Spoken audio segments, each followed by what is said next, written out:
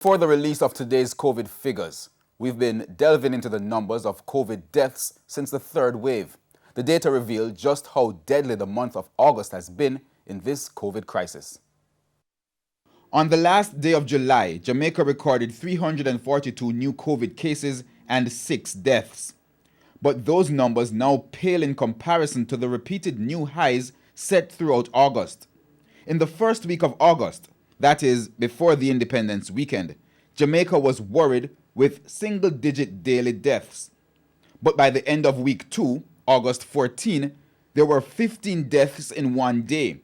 Then 22 deaths reported on August 25, and ending the month with a record 31 COVID deaths reported on August 31.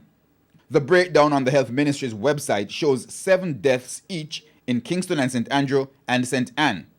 Westmoreland and St. Catherine recorded 5 each, with St. Thomas, St. Elizabeth, and St. Mary recording 4, 2, and 1 respectively. When tallied, for the month of August alone, 353 Jamaicans died because of COVID-19. Of that number, Westmoreland, Hanover, and St. James combined account for 30%, 105 deaths.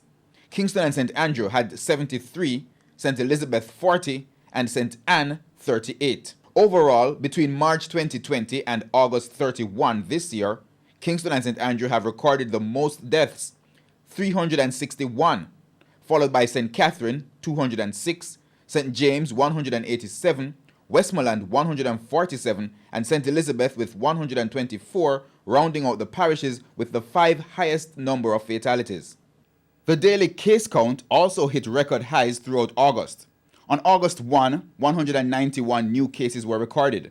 Drastic increases over the following 4 weeks saw daily new case count reach an all-time high of 929 on August 28. The number of local COVID cases since March last year is now 68,482, but almost a quarter of those infections happened in August this year alone. On August 31, 351 new cases were recorded from 1,099 samples, bringing the positivity rate to 40.6%. Based on projections, health professionals say this third wave of rapid increase in cases and deaths is still not at its peak. Hospitals continue to struggle with the number as 712 persons are currently hospitalized with COVID. 94 are considered severely ill, while 40 are classified as critically ill.